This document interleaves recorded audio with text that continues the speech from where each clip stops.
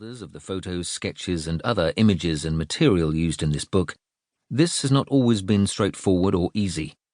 Again, I would be happy to correct any mistakes in future editions. I have chosen the title SAS Shadow Raiders for this book because that is the unit from which the first operation and that which followed sprang. Of course, other units, the nascent Parachute Regiment, the RAF, Royal Navy, and Britain's scientists played key roles, and that is not to detract from their contributions to this vital and little-told piece of wartime history. One final note. Radar is an American-derived term, one that came into usage towards the end of the Second World War. For much of the war, the British used the term RDF, short for Radio Direction Finding. The Germans the term Desimeter Telegraphie, DF.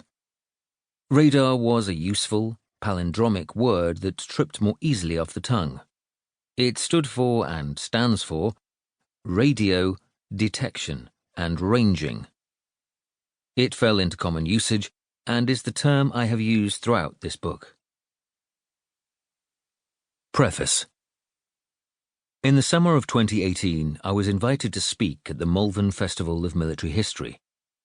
After the event, I was approached by an individual from the Malvern Radar and Technology History Society, MRATHS, perhaps not a name that trips too easily off the tongue. Mike Burstow proved personable and hugely enthused by his subject, and particularly about the radar war, which played such a pivotal role in the Second World War. He suggested it was something I probably would not know much about, as it had been so little publicized, at least in the popular media, but which constituted an utterly gripping tale of scientific genius, skullduggery, daring-do, bluff, and deception.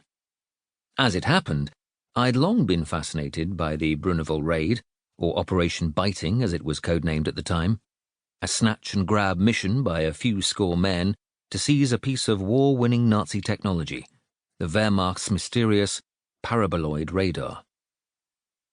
My interest in the story quickened when Mike explained that his charity, MRATHS, had rescued for posterity the entire archive, or what remained of it from the Second World War, of Britain's foremost radar research establishment, known as the Telecommunications Research Establishment, or TRE for short. TRE had been at the very heart of defeating Nazi Germany's radar and other vital technologies, and boffins from TRE had played some daredevil roles, including on D-Day when they landed at Omaha and Gold Beaches. A TRE scientist had even formed a part of the assault party deployed in February 1942 on Op Biting to snatch the enemy's prized radar. Mike offered me access to that archive, one that, even at the time of writing, is still being catalogued and assessed. It consists of tens of thousands of documents, photographs, and examples of the technology itself, most of which had been languishing in abandoned buildings, about to be destroyed, when a handful of former military technology boffins, including Mike and the archivist Hugh Williams, discovered it all and realized the need to save it for posterity. They'd formed MRATHS, rescued the material, and the rest, as they say, is history. Via their archive, and the kind attentions and guiding hand of Mike and his team, I was drawn ever deeper into the Bruneval Raid and the wider radar war. The riveting story that unfolds in these pages is the result. But in researching this, I came across something equally spectacular, equally untold. Being an airborne raid, Operation Biting is generally seen as the first battle honour for Britain's Parachute Regiment. But the forerunner to Biting, the first ever airborne raid by Allied forces, provides a powerful prelude to the mission to snatch Nazi Germany's radar. For the first years of the war, our fledgling airborne forces had to fight tooth and nail for recruits, resources, and airframes, and to get assigned missions.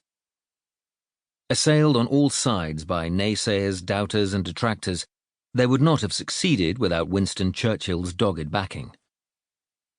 The first ever Allied airborne mission, codenamed Colossus, was launched in February 1941 and was described in official records as a disaster. Not a man returned from